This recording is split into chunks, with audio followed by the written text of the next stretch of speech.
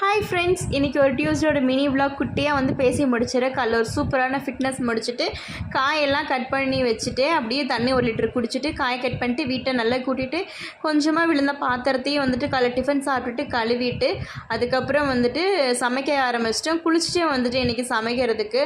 So இது கொஞ்சம் டிஃப்ரெண்ட்டாக நல்லா தான் இருந்தது. இன்றைக்கி என்ன பண்ணேன்னா வெள்ளை பூசணிக்காய் வந்து பாசிப்பருப்பு கூட்டு, வாழைப்பூ பொரியல், சப்பாத்திக்கு மாவு பிசைஞ்சு வச்சுட்டு பீன்ஸ் பொரியல் வந்து இன்றைக்கி நான் பண்ணினேன்.